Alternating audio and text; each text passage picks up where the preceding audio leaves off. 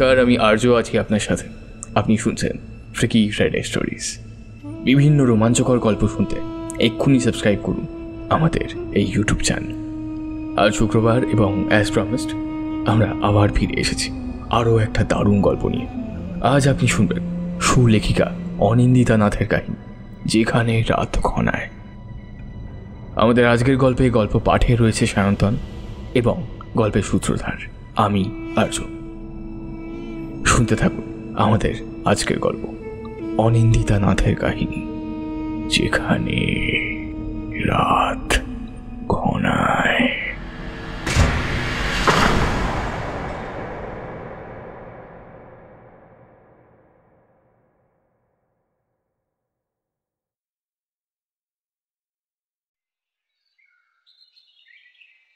পড়ন্ত বিকেলে মায়াময় আকাশে সূর্যটা কে জানে কার অপেক্ষায় দিগন্ত রেখার ওপর দাঁড়িয়েছিল। পাখিরা ঘরে ফেরার জন্য ব্যস্ত। জ্যৈষ্ঠের দমফাটা গরমে বিকেলের মৃদু হাওয়ায় প্রাণ জুড়িয়ে আসে। প্রায় দুপুর থেকেই গাছের তলায় বসে বসে প্রকৃতির অপার সৌন্দর্য অনুধাবন করেন সামন্তবাবু। একা মানুষ, পিছুটান বলতে কিছুই নেই। সারাদিন যেমন তেমন কাটলেও দুপুরের পর থেকে আর বাড়িতে মন টেকে না। চাকরি করতেন সুন্দরবনের কাছে বাসন্তী নামক জায়গায়। জনজীবন যে কত প্রকার তা নিজের কর্মজীবনে প্রত্যক্ষ করেছেন। একা বসে বসে এসব ভাবছিলেন। এমন সময় এই পাড়ার পরিচিত সুদেব ব্যানার্জির একমাত্র ছেলে পরেশকে দেখলেন হনহনিয়ে এগিয়ে যেতে। ছেলেটি যায় আর পেছন ফিরে দেখে। সামন্তবাবুর বেশ অবাক লাগলো। বার দুয়েক ভেবে পিছু ডাকলেন, পরেশ, কই যাও? ছেলেটি মুহূর্তের জন্য থামল, পেছন ফিরে একবার তাকিয়ে এগিয়ে এলো নদীর দিকে। ভাবগতিক ভালো লাগলো না দেখে। সামন্তবাবু পিছু নেন। বেশ জোরে হেঁটেও পরেশের কাছে পৌঁছতে পারছেন না। সন্ধে নেমে এসেছে, চারিদিকে আঁধার। বয়স হয়েছে, তার সাথে যুক্ত হয়েছে হাঁটু ব্যথা। আর এগোতে না পেরে একটা বড় বটগাছের গুঁড়ির সাথে হেলান দিয়ে দাঁড়িয়ে হাঁপাতে লাগলেন। পরেশ ওর থেকে বেশ কিছুটা দূরে স্থির হয়ে দাঁড়িয়ে। সামন্তবাবু মনে মনে ভাবলেন, একটু বিশ্রাম নিয়ে নি, তারপর বাড়ির দিকে এগোবো। ঠিক তখনই একটা উৎকট গন্ধ নাকে আসে। চারিদিকে তাকিয়ে গন্ধের উৎস খুঁজে না পেলেও বুঝতে অসুবিধে হয় না গন্ধের উৎস কি। অন্ধকারে দূরে আলো দেখতে পেয়ে সেদিকে এগিয়ে যান।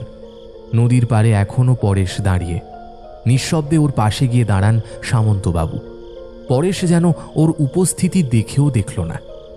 এত করে ডাকলাম, উত্তর দিলে না কেন? পরেশ নিশ্চুপ। বেশ অবাক লাগে সামন্তবাবুর। কি হলো পরেশ? জ্বলছে কাকাবাবু। কি জ্বলছে? দূরে হাতের ইশারা করে দেখায়। সামন্তবাবু জানেন ওটা তিলকপুর শ্মশান। একটা ঢোক গিলে উনি বলেন, শ্মশানে তো চিতাই জ্বলবে, এটাই তো স্বাভাবিক। তোমার চেনা জানা কেউ মারা গেছে? পরেশ মাথা নাড়ল। অবাক হয়ে সামন্তবাবু বলেন, কে?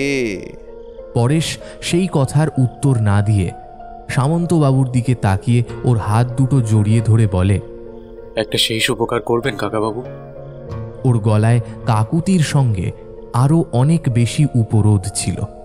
বরফ ঠান্ডা দুই হাত জমিয়ে দিয়েছে সামন্তবাবুর সারা শরীর। সেদিকে ভ্রুক্ষেপ না করে তিনি বললেন, বলো পরেশ, কি চাই?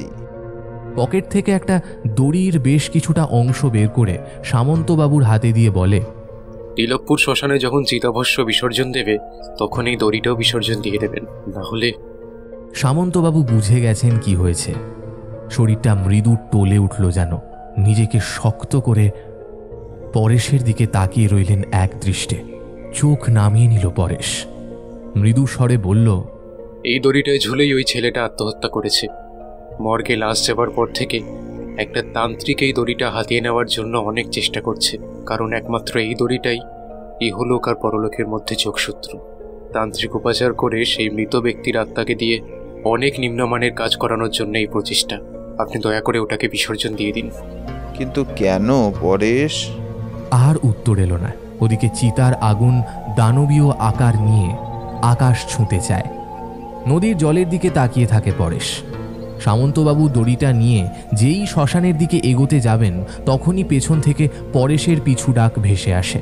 কাকাবাবু, একটু সাবধানে যাবেন, ও কিন্তু আপনার পথে বাধা দেওয়ার চেষ্টা করবে।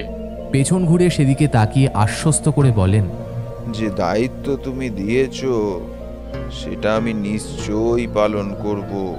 আসি। বেশ দ্রুত গতিতে মাঠটা পেরিয়ে শ্মশানের দিকে এগোয় সামন্তবাবু। পেছন ঘুরে একবার হয়তো তাকিয়েও ছিলেন, পরিষ্কার সেখানে দেখলেন ওখানে আর কেউ ছিল না। মনে মনে ভাবেন, ওর যে কাজ শেষ হয়ে গেছে, ওখানে থেকে কি বা করবে। বয়স হয়েছে আর বিকেল থেকে যা ধকল যাচ্ছে তাতে একটু হাঁটলে হাঁ ফুটে আসছে। তার মধ্যে বেশ অনেকক্ষণ ধরে বুঝতে পারছেন কেউ পেছনে পেছনে আসছে, কিন্তু যতবারই পেছনে তাকাচ্ছেন কাউকে আর সেখানে দেখতে পাচ্ছেন না। ছোটবেলার একটা ভয়ানক ঘটনার স্মৃতি উঁকি দিয়ে যায় তার মনে। শৈশবকালে কাকার শেখানো একটা গাত্রবন্ধন মন্ত্র মনে মনে আউড়ে নিলেন। সাথে সাথে শুনতে পেলেন একটা ক্রুদ্ধ গরম বাতাস যেন তার পেছনে পাক খেয়ে মিলিয়ে গেল। সেখানেই পেছন ফিরে তাকাতেই দেখতে পেলেন দূরে গাছের আড়ালে দুটো জ্বলন্ত চোখ। প্রাণীটার চোখের পাতা পড়ছে না, এক দৃষ্টে ওর দিকে তাকিয়ে রয়েছে। ভয় ডর কোনো কালেই ছিল না। গাত্রবন্ধন মন্ত্র আউড়ে নেওয়ার পর কেউ তার ক্ষতি করতে পারবে না এই বিশ্বাস ছিল। দড়িটা নিয়ে তিলকপুরে শ্মশানে নিয়ে যাওয়ার তাড়া আছে, কিন্তু সেই চিতা নিপতে এখনো ঘন্টা দুয়েক দেরি। কি মনে করে গাছের দিকে একটু এগিয়ে গেলেন। একটা গরুর মতো চার পেয়ে প্রাণী সেই গাছের আড়ালে দাঁড়িয়ে। মাথার শিং দুটো অদ্ভুতভাবে বেঁকে একে অপরের সাথে মিলে একটা ফলার মতো মাথার ওপর থেকে বেরিয়ে আছে। প্রাণীটার নাক থেকে একটা ক্রোধান্বিত বাতাস বারবার ওর দিকে ধেয়ে আসছে। খানিকক্ষণ অপেক্ষার পর সেটা ধীরে ধীরে কাছে আড়াল থেকে বেরিয়ে এলো। একটুও বিচলিত না হয়ে সেখানেই স্থির হয়ে দাঁড়িয়ে থাকলেন সামন্তবাবু। প্রাণীটা তার থেকে হাত দুয়েক দূরে দাঁড়িয়ে। দেখে মনে হয় কোনো নীলগাই জাতীয় প্রাণী, কিন্তু শরীরটা স্বাভাবিকের থেকে অনেকটাই বড়। চোখ দুটো জ্বলন্ত অঙ্গারের মতো দৃষ্টি নিবদ্ধ করে রেখেছে। যতবার তার দিকে এগিয়ে আসতে চাইছে কোনো অদৃশ্য দুটো হাত তাকে ঠেলে দিচ্ছে, আর ততবারই সে রেগে অধিক ক্রোধে সামন্তবাবুর দিকে আরো জোরে ছুটে আসতে চাইছে। মৃদু একটা হাসি খেলে যায় সামন্তবাবুর মুখে। এর থেকে অনেক বড় বিপদ আমি পেরিয়েছিলাম ছোটবেলায়। এই সামান্য নিম্ন শ্রেণীর প্রেত আমার কিছুই করতে পারবে না। চারিদিক থেকে একটা দম বন্ধ করা বাতাস যেন তাকে ঘিরে ধরেছে। সামন্তবাবু শরীরটা একটা বায়বীয় বুদবুদের মধ্যে আটকে গেছে, আর সেই গরম বাতাসগুলো ক্রমাগত চেষ্টা করছে বুদবুদটাকে ফাটিয়ে তাকে আঘাত করার, কিন্তু গাত্রবন্ধন করার ফলে কোনো কিছুই তাকে স্পর্শ করতে পারছে না। অহেতুক সময় নষ্ট করে লাভ নেই, মনে মনে ভেবে এগিয়ে যান তিলকপুর শ্মশানের দিকে। একটা মোটা গাছের ডাল প্রায় উড়ে এসে পায়ের পাশে পড়ে, আর দাঁড়ালেন না। শরীরের সাথে সাথে মনের জোরও কমে আসছে। হঠাৎ করেই খুব ঠান্ডা লাগছে। সেদিকে খেয়াল না করে প্রায় 20 মিনিট হাঁটার পর যখন নদীর এপাশে এসে পৌঁছলেন তখন চিতা একেবারে নিভু নিভু। বাড়ির লোকের চোখের জল শুকিয়ে একটা হতাশার প্রলেপ নেমে এসেছে সেখানে। সামন্তবাবুকে দেখে মৃতের বাবা ছুটে এলো। মেজমশাই, দেখুন কি সর্বনাশ হয়ে গেল। মাথায় হাত রেখে আশ্বস্ত করে সামন্তবাবু বললেন, কি আর করবে বলো, জন্ম মৃত্যু কি আর আমাদের হাতে? কিন্তু কি করে হলো এসব? সুদেববাবু একটু দম নিয়ে কান্না আটকে বললেন, পরেশ বেশ অনেক বছর ধরেই চাকরির পরীক্ষা দিচ্ছিল।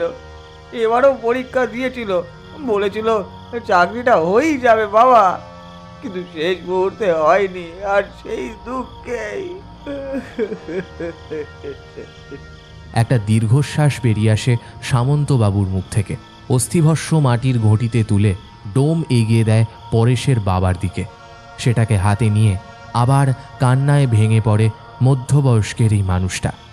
সামন্তবাবু এগিয়ে যান তার দিকে, পিঠে হাত দিয়ে বলেন, ছেলেকে মুক্তি দাও, ওকে যেতে দাও, পরেশের বাবা ঘাট পেরিয়ে জলের মধ্যে নামতেই দেখেন সামন্তবাবু ওর সাথে জলে নেমে দাঁড়িয়েছেন।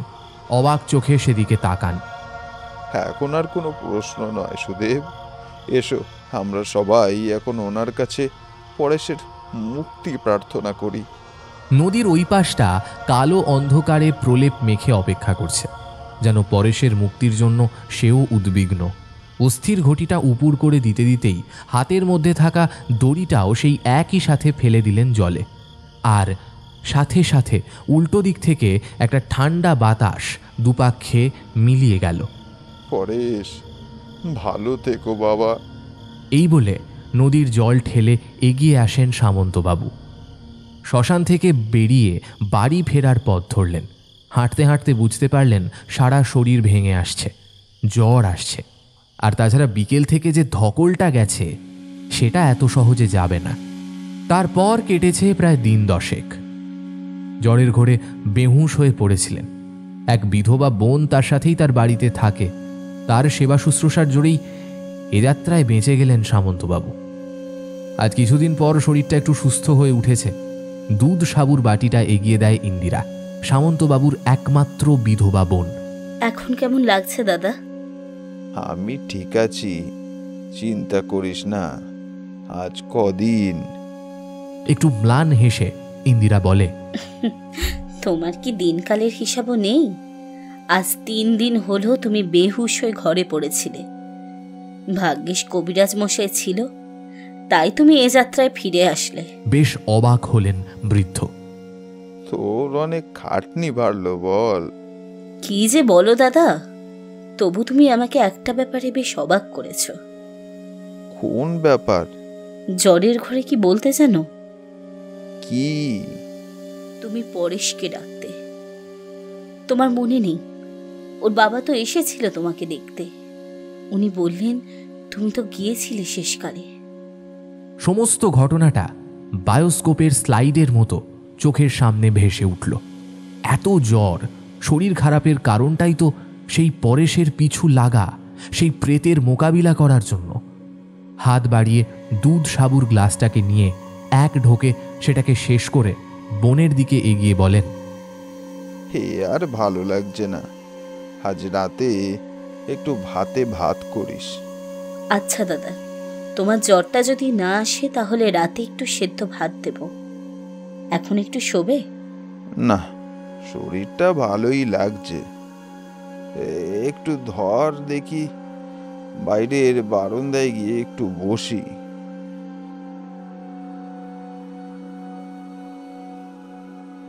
বারান্দায় বসতেই বাইরের আকাশটাকে দেখে মন ভালো হয়ে গেল। কটা ইন্দিরা বাজে ঘরে জানিস? চলে যাচ্ছিল। এই তো ওই 3টে মতো বাজবে। কিন্তু আমার জ্বরের সময় রাতের বেলা কেউ এসেছিল রে। তুমি কিভাবে জানলে? তোমার তো কোনো ইন্দুর হুঁশ মুখ ছিল না। হাঁ হয়ে যায়। প্রায় 2 দিন রাতের দিকে কেউ এসে দরজায় কড়া নাড়ত। ডাকলে সাড়াও দিত না জানো। আমি একদিন সাহস করে দরজা খুলেও ছিলাম, কিন্তু কাউকে দেখিনি। তারপর থেকে আর দরজা খুলতাম না। কি ভয় পেয়েছিলাম দাদা, তোমায় বলে বোঝাতে পারবো না।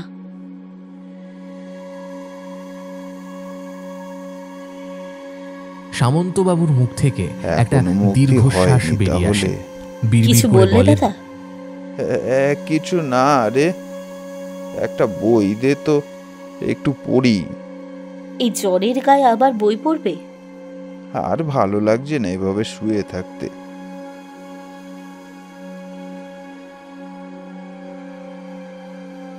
বইটা নিয়ে উল্টে পাল্টে দেখতেই অনেকগুলো কচি কাঁচার মিলিত কণ্ঠস্বর ওই দূর তোমার থেকে হনুমানের শুনতে দল পেলেন। আসছে বোধহয়। ইন্দু ঘরের ভেতর থেকেই এতদিন বলে, রোজ এসে তোমার খোঁজ নিয়ে গেছে। আমি যখনই বলতাম যে তোমার শরীর এখনো সুস্থ হয়নি, সে কি অভিমান। আজ হয়তো খবর পেয়েছে তোমার শরীরটা একটু ভালো। ওই দেখো, সব হনুমানগুলো বাড়ি এসে এক্ষুনি হুজ্জুতি শুরু করবে।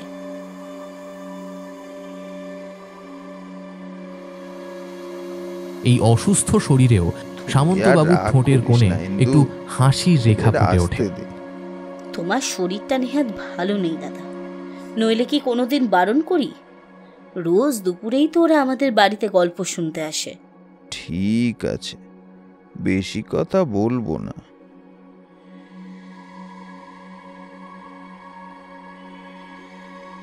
ঘর থেকে একটা বই বের করে দাদার হাতে দিয়ে নিজের কাজ করতে থাকে ইন্দু।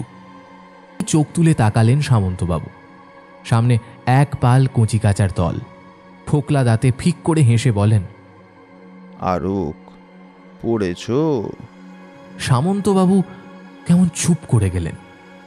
বুদুর ডাকে সম্বিত ফিরতেই সামন্তবাবু গলাটা একটু পরিষ্কার করে বলেন, কত কিছু এ সংসারে ঘটে, তা সব কি তোমাদের জানা? কতকটা সত্যি, কতকটা কল্পনা, সব মিলিয়ে লেখক গল্প লেখেন। গল্প তো জীবনেরই একটা প্রতিফলন দাদু ভাই। সামন্তবাবু আরেকবার টেনে গুছিয়ে বসে বলতে লাগলেন, আরে বলবো বলবো, তবে আরকের গল্প না, আমার জীবনে ঘটে যাওয়া সত্যি ঘটনা। গল্প শুরু হবে অমনি গোটা 15 বাচ্চা গোল করে ঘিরে ধরে সামন্তবাবুকে। ভেতর থেকে ইন্দু বেশ জোরে বলে, দাদুর শরীর সবেমাত্র ভালো হয়েছে, কেউ হল্লা করবি না। বইটা বন্ধ রেখে চোখ বন্ধ করে শুরু করেন সামন্তবাবু। সে সময় আমার কাকা শিবরাম মুখার্জি থাকতেন বাগদায়। বনগা পেরিয়ে আরও মাইল 3 দূরে কাকার বাড়ি। তিনি পেশায় ছিলেন ডাক্তার, মস্ত নাম ডাক্তার গ্রাম জুড়ে। আশেপাশে 4-5 গায়ের লোক অসুখে শিবু ডাক্তারের নাম করত। রাত দিন রোগীর ভিড় লেগেই থাকতো। আমি গেছি ছুটি কাটাতে, কিন্তু কাকার তো সময় হয় না যে আমার সাথে দুদণ্ড বসে সময় কাটাবে। গ্রামের জল হাওয়া বেশ ভালো ছিল। সকাল সন্ধে যা খাচ্ছি দিব্যি হজম হয়ে যাচ্ছে। কাকা বিয়ে থা করেননি, অকৃতদার। সবসময় দেখাশোনা করার জন্য একজন ছিলেন কার্তিক দা। কার্তিক দার সাথে বিকেলে গ্রামের চারপাশে ঘুরে বেড়াতাম। একদিন কার্তিক দা কি একটা কাজে যেন আটকে গেলেন। সেদিন আর উনি আসতে পারলেন না। কাকার ডিসপেন্সারিতে সেদিন যেন রোগী উপচে পড়ছে। আমাকে ডেকে বললেন, সোমু, কার্তিক আর আসবে না, বাজার থেকে ডিম আর আলু নিয়ে আয়, ভাতে ভাত খেয়ে নেব। আমিও মাথা নেড়ে বেরোতে যাচ্ছি, কাকা পিছু ডেকে বললেন, ফেরার সময় পুকুরের ধার দিয়ে আসবি না, ঘুর পথে ফিরবি। কার্তিক দার সাথে ঘুরে ঘুরে মোটামুটি সব পথই চেনা। তবুও এরকম সতর্কবাণী শুনে ইন্দ্রিয় সচেতন হয়ে উঠল। কৌতূহলী দৃষ্টিতে আমি কাকার দিকে তাকিয়ে থাকলাম। কাকাও ব্যাপারটা বুঝতে পেরে ইশারায় বললেন, বাকি কথা রাতে হবে। বাজারে ঢোকার মুখে তেলে ভাজার দোকান থেকে 2টো আলুর চপ খেয়ে জিনিসপত্র কিনে ধীরে সুস্থে আসছি। হঠাৎ খেয়াল হলো আকাশটা যেন অন্ধকার হয়ে এসেছে। চতুর্দিকে কালো মেঘের চাদোয়ায় ঢেকে দিয়েছে। সাথে সাথে সনসন করে ঝোড়ো হাওয়া বইতে লাগলো। আমি তাড়াতাড়ি পা চালাতে লাগলাম বাড়ির দিকে। চারিদিক সাদা হয়ে গেছে বৃষ্টির ধারায়। সূচের ফলার মতো আঘাত করছে আমায়। বুঝলাম এভাবে চলতে পারবো না, মাথা গোজার আশ্রয় নিতেই হবে। ডাইনে বাঁয়ে কেউ নেই। বৃষ্টির কারণে আমি ফাঁকা রাস্তায় একা দাঁড়িয়ে। আমার পাশ কাটিয়ে দেখি এক হাড় জিড়জিড়ে বুড়ো এগিয়ে যাচ্ছে পাশের জঙ্গলের দিকে। তাকিয়ে দেখি পাশেই একটা বড় বট গাছ ডালপালা বিস্তার করে দাঁড়িয়ে আছে। ওদিকে এগোতে যাব এমন সময় মনের ভেতর কেউ বলে উঠল, ওদিকে ডুবো পুকুর, যাস না। সারা শরীরে কাঁপুনি শুরু হলো। বেরোবার আগে মামার সতর্কবাণীর কথাও মনে পড়ে গেল। নিজেকে বোঝালাম, না, ওদিকে যাওয়া যাবে না। মানুষ ভাবে এক, হয় আর এক। এগোতে গিয়ে চটির ফিতে গেল ছিঁড়ে। বৃষ্টির জলের সাথে পাক মাটি নদীর জলের স্রোতের মতো ভেসে যাচ্ছে রাস্তা দিয়ে। প্রকৃতির কাছে আমরা বড় ক্ষুদ্র, জানো তো। আমার হাজার অনিচ্ছা সত্ত্বেও আমি ওই গাছের নিচে গেলাম আশ্রয় নিতে। খেয়াল করলাম বুড়োটা এখন আর নেই। বৃষ্টির জলে ভিজে আমার কাঁপুনি উঠে দাঁতে দাঁত কপাটি লেগে যাওয়ার জোগাড়। গাছটার প্রকাণ্ড শরীরটা পুকুরের জলের উপর আধশোয়া হয়ে আছে, যেন মাথা নুইয়ে প্রণাম জানাচ্ছে। চারিদিক খুব থমথমে, যেন এ জগতে আমি ছাড়া আর দ্বিতীয় কোনো প্রাণীর অস্তিত্ব নেই। এক মনে দাঁড়িয়ে পুকুরের জলে বৃষ্টির আঁকিবুকি দেখছি। বৃষ্টির ফোঁটায় ছোট বড় বুদবুদ তৈরি হচ্ছে, আবার হারিয়ে যাচ্ছে জলের ভিতরে। মাঝে মাঝে একটা সুন্দর আতরের গন্ধ নাকে আসছে। কোথা থেকে সেটা আসছে বুঝতে পারলাম না। ঘোরের মধ্যে চলে গিয়েছিলাম। তাকিয়ে আছি, অথচ কিছুই দেখতে পাচ্ছি না। মাথার ভিতর একেবারে শূন্য, চিন্তা ভাবনার ভাড়ার একেবারেই খালি। প্রায় অচেতন অবস্থায় আছি, শুধু চোখ দুটো খোলা। এমন ঘোরের মধ্যে কতক্ষণ দাঁড়িয়ে আছি জানি না। এমন সময় কাঁধের কাছে প্রচণ্ড জোরে ঝাঁকুনি দিল। সাথে সাথে গায়ের উপর 10 মণ বোঝা যেন নেমে গেল। অন্ধকারে নিমজ্জিত চারিদিক। পায়ের নিচটা কাদায় ডুবে আছে। সামনে দেখি মোটা পুরু ফ্রেমের চশমা পরা আমার চিরপরিচিত মুখ। কার্তিকদা দাঁড়িয়ে আছে। চারিদিকে ভালো করে তাকিয়ে তারপর আমায় হিড় করে টানতে টানতে বাড়ি নিয়ে এলো। আসার সময় একটা কথা বললেন না। বাজারের ব্যাগ ওই বটতলার পুকুরের ধারেই ফেলে এসেছি। আমাকে বাড়িতে কাকার কাছে পৌঁছিয়ে দিয়ে কার্তিকদা বাড়ি ফিরে গেলেন। বাড়ি ফিরে কাকার কাছে শুনলাম বৃষ্টির সময় কার্তিকদা ওই পথ দিয়ে মেয়ের বাড়ি থেকে ফিরছিলেন। রাতে পরিষ্কার চোখে দেখতে পান না বলে তখন বুঝতে পারেননি। তবে ডুবো পুকুরের কাছে বট গাছের নিচে কাউকে বসে থাকতে দেখেছেন।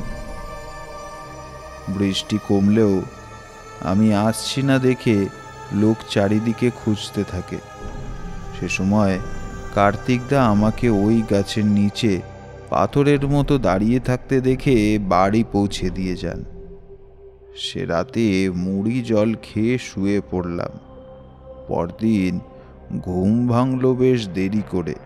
উঠতেই বুঝলাম গলার কাছে ভীষণ ব্যথা, গা ম্যাজম্যাজ করছে, জ্বর জ্বর ভাব। উঠে কলঘরে যেতে গিয়ে দেখি ঘরের দরজা হুট করে খোলা, কেউ নেই। অন্যদিন এই সময় বাড়িতে রোগীর ঢল নাবে। এদিক ওদিক তাকিয়ে দেখি গ্রামের রাস্তা ধরে কাকা বিষণ্ণ মুখে বাড়ির দিকে আসছেন। আমাকে দাঁড়িয়ে থাকতে দেখে বললেন, কাল রাত থেকে কার্তিকের খুব জ্বর। ও এই ব্যাপার? আরে সামান্য জ্বর তো, আর তুমি তো নিজেই ডাক্তার, ওষুধ দিয়ে দাও সেরে যাবে। আমি ভাবলাম কি না কি হয়েছে। কাকা কিন্তু আমার কথায় নিশ্চিন্ত হতে পারলেন না। বিষণ্ণ মুখে ঘরে গিয়ে ডিসপেন্সারি খুলে বসলেন। রোজকার মতো রোগীরাও আসতে শুরু করলো। আমি ডাল চাল ফুটিয়ে কোনো রকমে খিচুড়ি রান্না করলাম। রোগী দেখার পর কাকার রোজকার অভ্যেস স্নান সেরে খেতে বসা। সেদিনও তার অন্যথা হলো না। থালার চারিদিকে জল ছিটিয়ে ভগবানের নামে দুটো অন্ন উৎসর্গ করে যেই গ্রাস মুখে তুলতে যাবেন, এমন সময় দেখি দোরের কাছে কার্তিকদা দাঁড়িয়ে আমার দিকে এক দৃষ্টিতে তাকিয়ে। আমি পরিস্থিতি বুঝতে না পেরে বলতে গেলাম, কার্তিকদা, ভিতরে এসো। সাথে সাথে কাকা খাবার ফেলে কার্তিকদার হাত ধরে হিড় করে বাইরে নিয়ে গেলেন। আমি বুঝলাম না হঠাৎ হলোটা কি। সেই যে কাকা গেলেন, ফিরলেন গভীর রাতে। আমি চিন্তায় এ ঘর ও ঘর করছি, কিন্তু বাড়ি খালি রেখে বেরোতে পারছি না। রাত 10টায় কাকা ফিরলেন। চেহারা উস্কো খুস্কো, চোখের নিচে গভীর কালির প্রলেপ। সেদিন দুপুর থেকে খাওয়া হয়নি কারোরই। প্রায় অভুক্ত কাকাকে বললাম, তুমি হাত পা ধুয়ে নাও, আমি খিচুড়ি গরম করে দিচ্ছি। কাকা অনেকক্ষণ আমার দিকে তাকিয়ে রইলেন।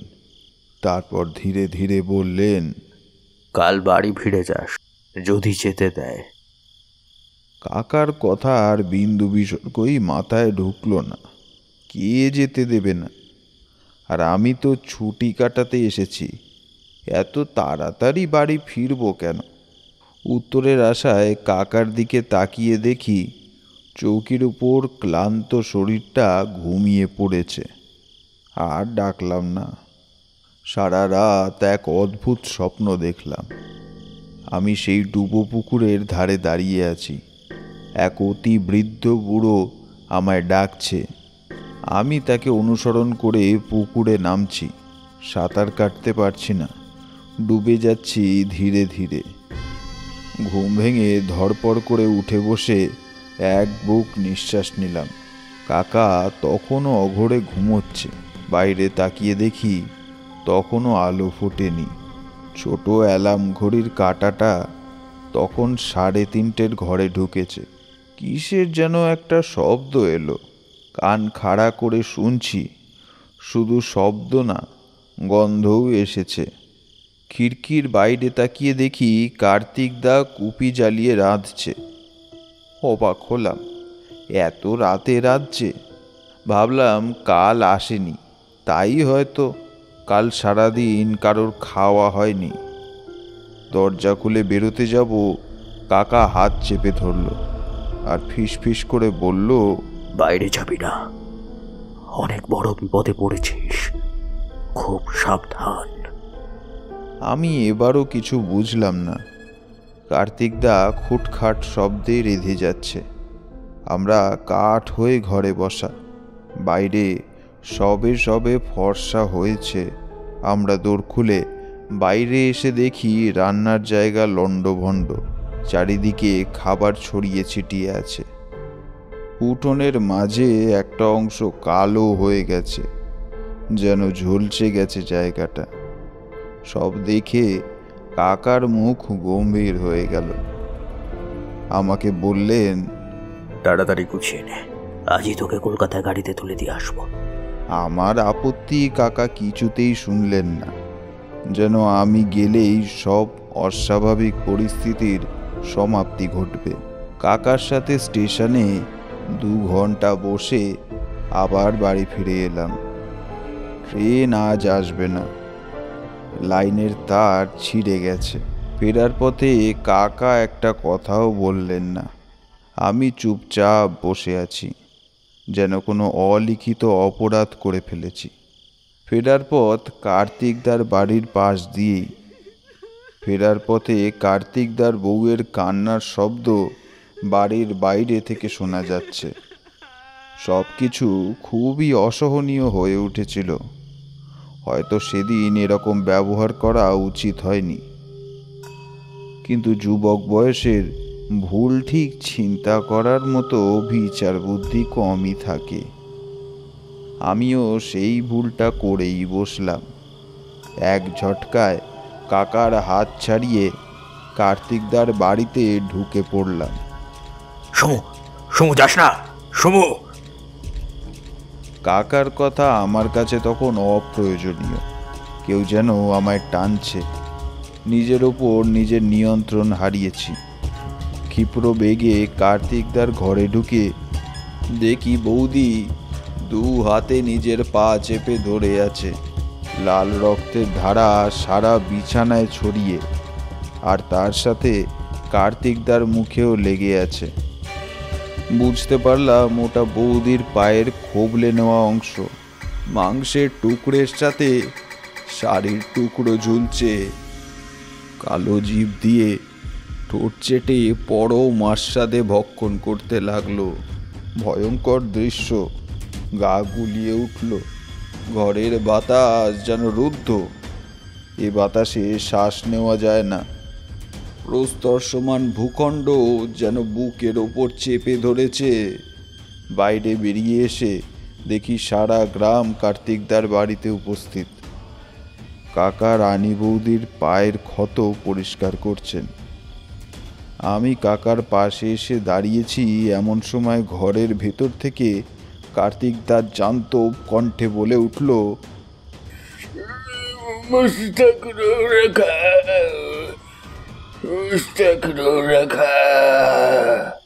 কথার অর্থ কেউ উদ্ধার করতে পারল না। বৌদি কেঁদে ফেললেন।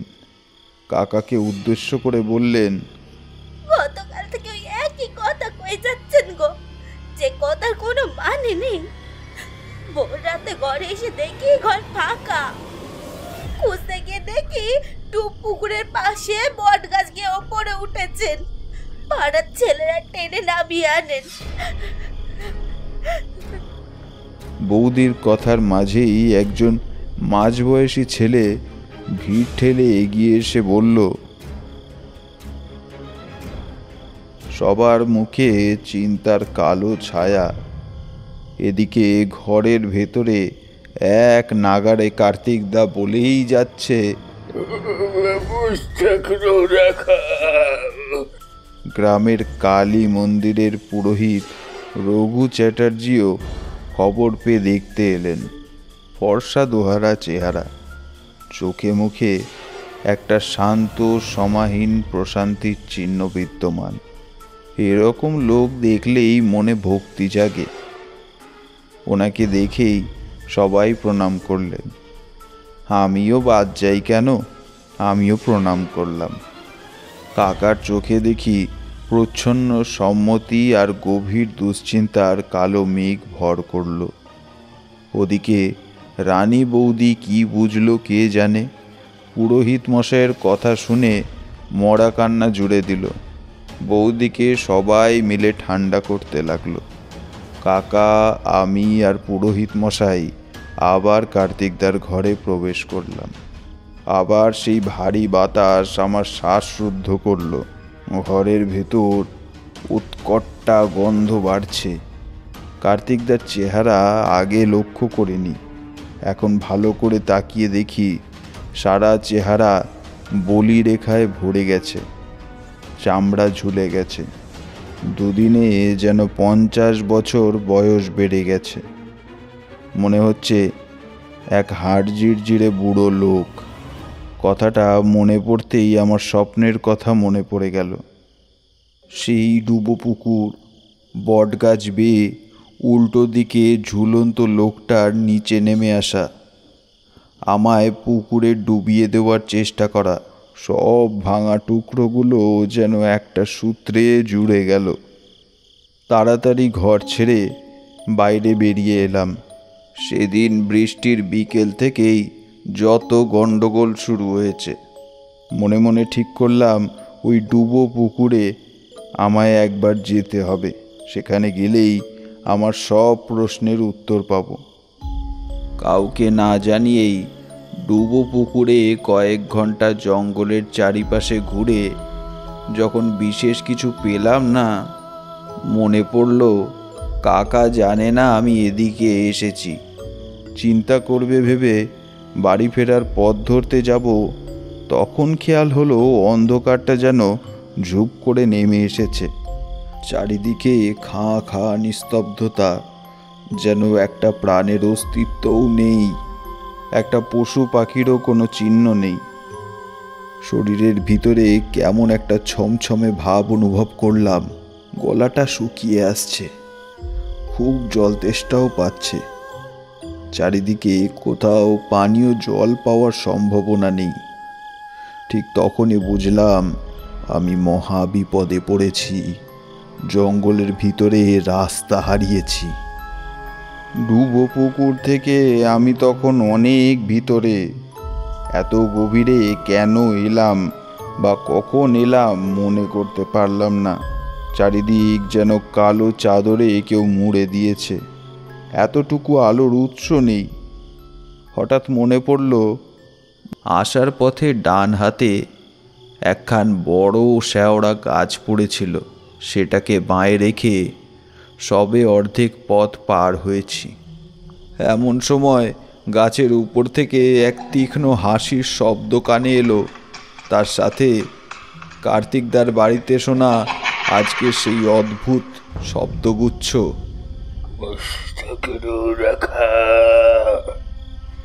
আমি সেই শব্দের উৎস না খুঁজে দুর্গা নাম করে ছুটতে লাগলাম। এমন সময় মনে হলো মাটি দুলে উঠল, ভূমিকম্প হচ্ছে। প্রায় মিনিট 15 পরে দেখি অদূরে আরেকখানা শেওড়া গাছ দেখা যাচ্ছে। তবে কি ভুল পথে এলাম? আর তো কোনো শেওড়া গাছ ছিল না। সেটার সামনে এসে পথটা ঠাউর করে চিনতে পারলাম। আর পারা মাত্র একসাথে সবকটা ইন্দ্রিয় জানান দিল আমি ভয়ঙ্কর বিপদে পড়েছি। সেই গাছটা যা মিনিট 15-20 আগে অতিক্রম করে পিছনে ফেলে সোজা পথে এসেছি। চারপাশে ভালো করে দেখলাম কেউ নেই, হাসির শব্দ আর শোনা যাচ্ছে না। আমি উন্মাদের মতো আতঙ্কে সোজা পথে এগোতে লাগলাম, যাতে পথ না বেঁকে যায় সেই খেয়ালও রেখেছিলাম একনিষ্ঠভাবে। কিন্তু হা হতশী, সেইখানেই পাক খেয়ে চলছি। এমনভাবে পাগলের মতো উন্মত্ত প্রায় হয়ে বার পাচেক পালাবার চেষ্টা করলাম, কিন্তু কোনো মায়াবীর কুটিল টানে বারবার সেইখানে এসে হাজির হলাম। হঠাৎ মায়ের মুখটা যেন চোখের সামনে ভেসে উঠল। ভিতর থেকে কেউ যেন বলছে, আমার এই হঠকারী সিদ্ধান্তের জন্য মায়ের সাথে হয়তো আর কোনো দিন দেখা হবে না। আজই আমার শেষ রাত্রি। চোখ দুটো জলে ভিজে গেছে। বাচ্চা ছেলের মতো ফুপিয়ে ফুপিয়ে কেঁদে ফেললাম। হঠাৎ দেখি বছর 5-এর এক ছোট্ট মেয়ে আমার জামার খুঁটো ধরে টান দিয়ে দৌড়ে পালিয়ে গেল। ভিতর থেকে কেউ যেন জানান দিচ্ছে, ওর পিছনে, তবেই এই ভুলোর হাত থেকে রক্ষা পাবি। দিক বিদিক না ভেবে ছুট লাগালাম। আমি যতই দ্রুত দৌড়াই, ছোট বাচ্চাটাকে কিছুতেই ধরতে পারছি না। কতক্ষণ পিছু নিয়েছি খেয়াল নেই, কিন্তু যখন খেয়াল হলো দেখি ডুবো পুকুরের পাশে দাঁড়িয়ে, পাশে মহাকালের মতো দাঁড়িয়ে সেই বটগাছ। পাশ কাটিয়ে জঙ্গলের বাইরে আসতেই অন্ধকার থেকে আমার নাম ধরে ডাকতে ডাকতে কেউ যেন এগিয়ে এসেছে। খানিক বাদে বুঝলাম ওটা আমার কাকার কণ্ঠস্বর। আমাকে খুঁজে না পেয়ে এদিকে এসেছে। কাকাকে দেখতে পেয়ে যেন শরীরে আবার বল ফিরে পেলাম। সেই রাতে আমরা আবার পৌঁছলাম কার্তিকদার বাড়িতে। তখনও গভীর রাত, কিন্তু সারা গ্রাম একইভাবে কার্তিকদার উঠোনে উপস্থিত। পুরোহিত মশাই উদ্বিগ্ন হয়ে ঘরের বাইরে পায়চারি করছিলেন। আমাদের আসতে দেখে এগিয়ে আসেন। কোথায় গেছিলে বলো তো? আমরা সবাই চিন্তা করে অস্থির হয়ে যাচ্ছি। আমি ঢোক গিলে আমতা আমতা করে বললাম, ওই ওই সেদিন বৃষ্টি হলো, সেই পুকুরের ধারে আমি আশ্রয় নিয়েছিলাম। সেই রাতে কার্তিকদা আমায় খুঁজে নিয়ে আসে। তারপর থেকেই যত বিপত্তি, তাই ওদিকে গিয়েছিলাম ঠিক কী হয়েছে তা জানতে। পুরোহিত মশাইয়ের মুখের ভাব দেখে বুঝলাম ব্যাপারটা উনি আন্দাজ করতে পেরেছিলেন। নিচু স্বরে বললেন, যা খুঁজতে গেছো সে কি আর ওই ডুব পুকুরের ধারে আছে? নতুন আধার পেয়েছে সে। সেই খেয়ালি কথার অর্থ বোধগম্য হলো না। এ সময় কথার অর্থ উদ্ধার করতে যাওয়া নিতান্তই বাতুলতা ভেবে চুপ করে গেলাম। বাড়ির বারান্দায় দুটো কালি পড়া হেরিকেন রাখা, তার পাশে রানী বৌদি বসে। কার্তিকদার কোনো শব্দ নেই, মনে হয় ঘুমিয়ে পড়েছে। আমি কাকার বাড়ি ফিরে আসবো করছি, এমন সময় এক অন্ধকারের ভিতর থেকে বেরিয়ে এলেন।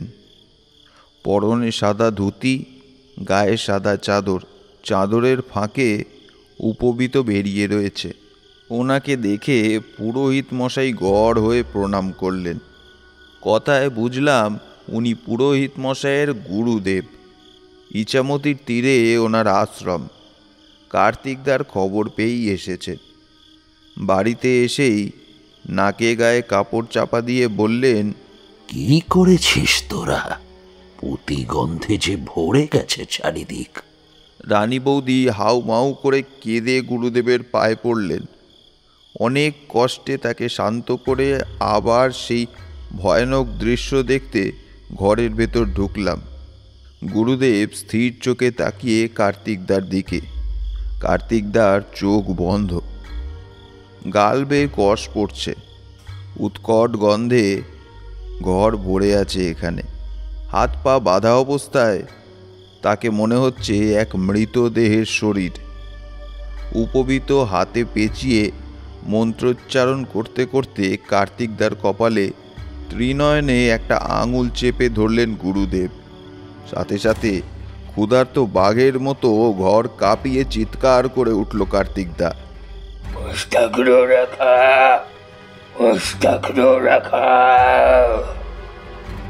গুরুদেবের মুখে যান্ত্রিক কাঠিন্য।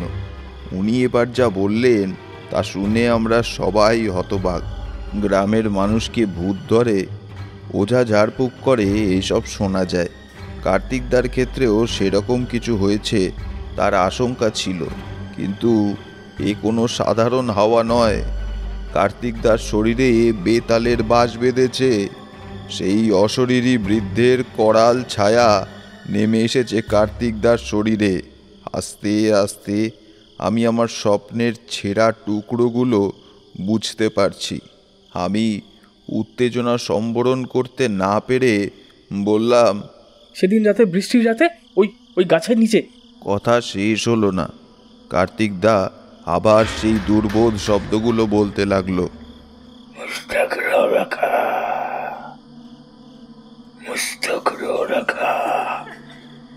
গুরুদেব গভীর মনোযোগী হয়ে শুনে বললেন, বেতাল যখন এসেছে প্রাণ না নিয়ে ফিরবে না। বেতালের স্বভাব মানুষকে বিভ্রান্ত করা। সেই দিন তোমায় মারতে পারেনি, ওই সময় কার্তিক এসে পড়ায়। সেই জন্য ও তোমায় ছেড়ে কার্তিকের উপর ভর করে। আর ওই মুস্তক্র বখা কথার অর্থ সমুর রক্ত খাবো।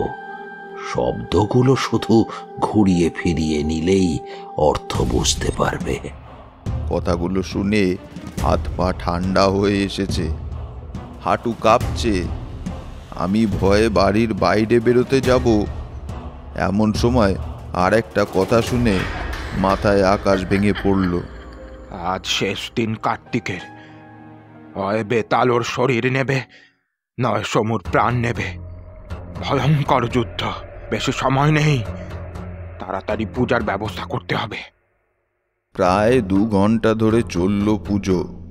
কার্তিকদা নানান অনুনয় বিনয় কান্নাকাটি করে চলেছে।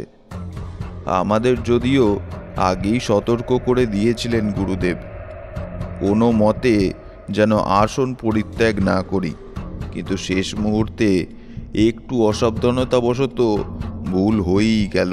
পুজোয় বসার আগে গুরুদেব গণ্ডি কেটে তার মধ্যে বসতে বললেন আমাকে। আমার বিপরীতে কার্তিকদা বসে আছে। হাত পা এখন মুক্ত, কিন্তু হাজার চেষ্টা করেও নড়তে পারছেন না। যেন এক অদৃশ্য দড়ি আষ্টে পিষ্টে বেঁধে রেখেছে তাকে। পূজা হোম চলছে। গুরুদেব আর রঘু পুরোহিত মশাই অনর্গল মন্ত্র পড়ে যাচ্ছেন। কটু গন্ধের জায়গায় এখন সারা ঘরে ঘি আর পোড়া বেলকাঠের গন্ধ। গরমে ঘেমে হাঁপিয়ে উঠেছে সবাই। কার্তিকদা একটু ঝিমিয়ে গেছে দেখে গুরুদেব খানিকক্ষণের বিরতি নিলেন। সেই ফাঁকে কার্তিকদা হোম কুণ্ড পা দিয়ে আমার দিকে ঠেলে দিতেই জ্বলন্ত কাঠ এসে পড়ল আমার পায়ে। তাড়াতাড়ি করে উঠতে গিয়ে গণ্ডির বাইরে বেরিয়ে আসি। হয়তো সেই প্রেত এই মুহূর্তের জন্যই অপেক্ষা করছিল। বাঘের মতো ক্ষিপ্র গতিতে আমার দিকে এগিয়ে আসতেই কাকা আমার সামনে দাঁড়িয়ে পড়ে। কাকার পায়ে কামড়ে এক খাবলা মাংস তুলে নেয়। যন্ত্রণায় বিহ্বল হয়েও এক চুল নড়েননি। ঘটনার আকস্মিকতায় সবাই হতবাক। হোমকুণ্ড ঠিক করে আবার শুরু হলো পূজাপাঠ। এবারে চরম নির্দয়ীর মতো লাঠির বাড়ি মারা হলো কার্তিকদাকে।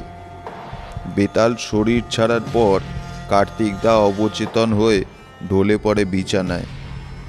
উঠোনের আম গাছটা মড়মড় শব্দে গোড়া থেকে উপড়ে পড়ে যায়। সবাই নিশ্চিন্ত হয়। বেতাল চলে গেছে, তার চিহ্ন রয়েছে। তার মাসখানেক বাদে আমার চাকরির চিঠি আসায় আমি বাড়ি ফিরে যাই। কার্তিকদা সেদিনের ঘটনার পর আর আসেননি কাকার বাড়িতে। কাকা একজন নতুন রাঁধুনি রেখেছেন, নাম বলরাম। আমি চিঠিতে জানাই আমার চাকরির পোস্টিং ধানবাদে হয়েছে। ছুটি নিয়ে কয়েকদিন এখান থেকে যেন অতি অবশ্যই ঘুরে যান। কাকা আর আসেননি। এসেছিল বলরাম দাদার একটা চিঠি। আমি চলে আসার মাস তিনেক বাদে এক ঝড়জলের রাতে রোগী দেখতে ফেরার সময় কাকা আটকে পড়েন ওই ডুবো পুকুরের জঙ্গলে। পরদিন ঘাড় ভাঙা মৃতদেহ উদ্ধার হয় সেই বট গাছের নিচে। গুরুদেবের সেই কথা মনে পড়ে যায়। বেতাল যখন এসেছে প্রাণ না নিয়ে ফিরবে না। গল্প শেষ করতে করতে কখন যে সন্ধে নেমে এসেছে তার কারোর খেয়াল নেই। রোজগারের মতো আজও গল্পের নেশায় ইন্দুও কচিকাচাদের পাশে এসে বসে। পাশের বাড়ি থেকে শঙ্খের শব্দ আসতেই সবার সম্বিত ফিরল। জোরে জোরে শ্বাস নিচ্ছেন সামন্তবাবু। ইন্দু আকাশের দিকে তাকিয়ে বলে, ইস, সন্ধ্যা নেমে এসেছে আর আমি এদের সঙ্গে বসে গল্প শুনছি। বলেই প্রদীপ জ্বালায়। বাচ্চাগুলো তখনও ঠায় বসা। ভেতর থেকে কাপড় বদলে সন্ধে প্রদীপ নিয়ে তুলসী তলায় দিতে দিতে ইন্দু বলে, কি ব্যাপার, তোরা আজ বাড়ি যাবি না? সবার মুখে ভয়ের ছাপ। হ্যারিকেন নিয়ে ইন্দু এগিয়ে যায় ওদের দিকে। সন্ধে এখন রাতের হাত ধরে তারই মধ্যে মিলিয়ে যাচ্ছে। সামন্তবাবু বারান্দায় তখনও বসা। তুলসীতলার প্রদীপের শিখাটা মৃদু মৃদু কাঁপছে। বেড়ার বাইরে মস্ত পুঁই মাচা। তার পাশেই খচমচ শব্দ শুনে গলা তুলে জিজ্ঞেস করেন, কিরে ইন্দু, এলি? একটু আলোটা ধর দেখি, কলঘরে যাব। কোনো জবাব নেই। শব্দটা এখনো হচ্ছে। ঘর থেকে আরেকটা হারিকেন তুলে সেদিকে এগোতেই পা দুটো ভারী হয়ে আসে। পরেশ দাঁড়িয়ে। দুটো বাড়ির পর ওদের বাড়ি। সেই বাড়ির বাইরে লোকজনের ভিড়। দিন হিসেব করে মেলালেন। অপঘাতে, তার মানে আজকে শ্রাদ্ধ। পরেশ একভাবে দাঁড়িয়ে আছে, মনের জোর একত্র করে। সামন্তবাবু বলেন, কিছু বলবি পরেশ? আমি এবার আসি কাকাবাবু। হায় বাবা। কান্নায় গলা বুজে আসে। দাদা, তুমি জ্বর গায়ে এখানে কি করছো? ইন্দিরার গলার স্বর শুনে কেঁপে ওঠেন বৃদ্ধ। বোনের হাত ধরে ঘরের দিকে পা বাড়ান। গ্রীষ্মের রাতে ধীরে ধীরে পরেশের অবয়ব জমাট বাঁধা কুয়াশার মতো মিলিয়ে যায় প্রকৃতির বুকে। বৃদ্ধ বিড়বিড় করে বলে ওঠেন, असतो मा सद्गमय तमसो मा ज्योतिर्गमय मृत्युर्मा मृतंगमय ओम शांति शांति शांति।